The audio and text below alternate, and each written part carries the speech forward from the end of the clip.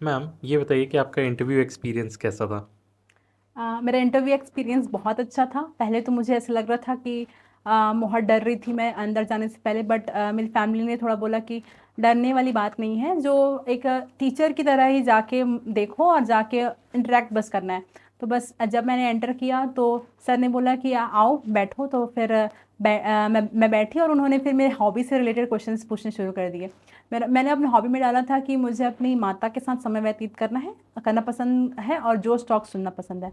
तो उन्होंने वो ऐसे बोलने लगे कि आप अपनी माता से प्रेम नहीं करते हैं। वहाँ पे मैं थोड़ा पैनिक होने लगी थी, बट वहाँ पे मैंने उनको बहुत कन्विंस करने की कोशिश किया और वो कन्विंस भी दिख रहे थे। उसके बाद फिर उन्होंने बेसिक क्वेश्चंस ही पूछे मुझसे कि बिलासपुर के पूर्व विधायक कौन है, और बिलासपुर की ज्योग्राफी रिलेटेड क्वेश्चंस पूछा उन्होंने कि बिलासपुर में कितने डिस्ट्रिक्ट हैं, या फिर कौन से ऐसे हैं जो जुड़े हैं और कौन से ऐसे हैं जो हटे हैं। तो बेसिक क्वेश्चन ही पूछा उन्होंने फर्स्ट मेंबर ने।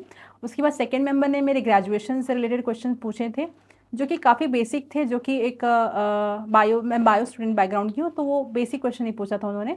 थर्ड मेंबर ने मुझसे बिलासपुर के बारे में पूछा कि बिलासपुर के बारे में आप क्या क्या जानते हैं, और और उन्होंने पूछा कि छत्तीसगढ़ सरकार सिर्फ गाँवों पर क्यों फोकस कर रही है, उससे रिलेटेड जो भी योजनाएं हैं, या फिर छत्तीसगढ़ सरकार की कल्याणकारी योजनाएं बताइए। तो मैंने वो सारे बताए।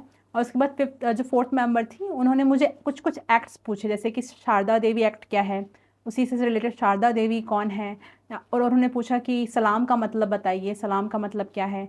और मैम ने पूछा कि आप मुस्लिम महिलाओं में किस किस से प्रभावित है, हिस्ट्री में, पॉलिटिक्स में, लिटरेचर में। तो ये सारे क्वेश्चंस मुझसे पूछे थे।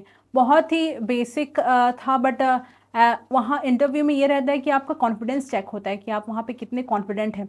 अगर क्वेश्चंस आपको नहीं आ रहे हैं तो वहाँ पे एकदम पैनिक नहीं होना है कि क्वेश्चंस नहीं आ रहे हैं, आप स्माइल करके आप सॉरी बोल सकते हैं, वो भी प्लस पॉइंट में होता है। लेकिन वहाँ पे अगर आप दिखाएंगे कि आप बहुत ज़्यादा पैनिक हो रहे हैं तो वो नेगेटिव में चला जाता है। अगर नहीं आ रहा है तो बस स्माइल करिए और नहीं आ रहा है, लेकिन बेसिक क्वेश्चंस जो पूछेंगे वो तो डेफिनेटली आना ही चाहिए। बेसिक क्वेश्चंस आप ज़रूर तैयार करके जाइए।